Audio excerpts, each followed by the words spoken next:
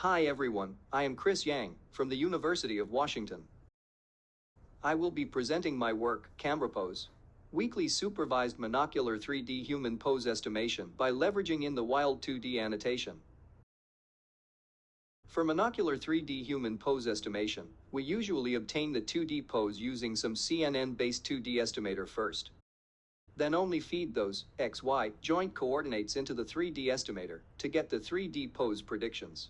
However, we argue that the 2D keypoint detections may not always be perfect, especially in the wild settings.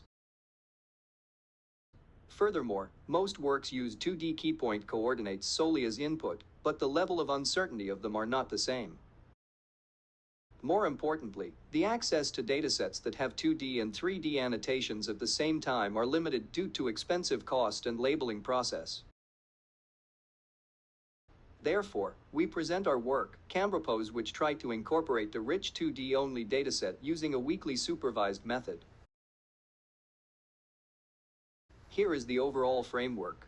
First, we have our refinement, given some 2D key points predicted from existing 2D estimators like HRNet. We feed it into our refinement to predict the offset and apply it onto the original 2D key point to generate a refined key point. Then, using the corresponding 3D ground truth of this 2D key point, we feed them into the framework of PoseAug. This part we do not make too many modifications, we follow the original implementation of the work.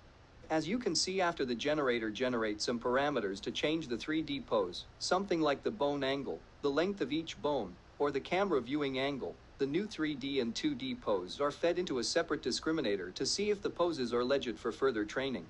Then, using these augmented data pairs, we can now train our 3D pose net. Different from the original architecture, we now have an additional branch predicting camera intrinsic parameters.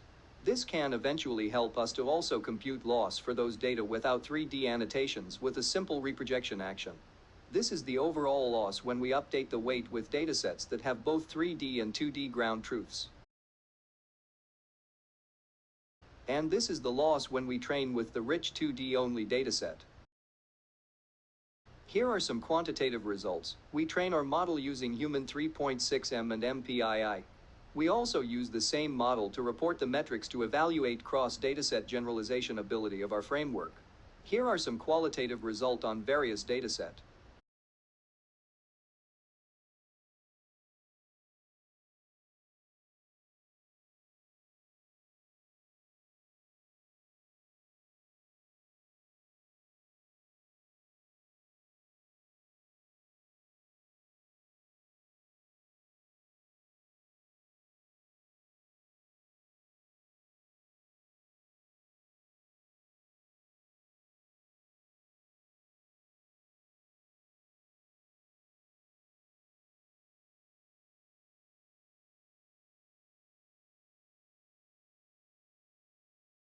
Lastly, our contributions are in 3 folds as the following.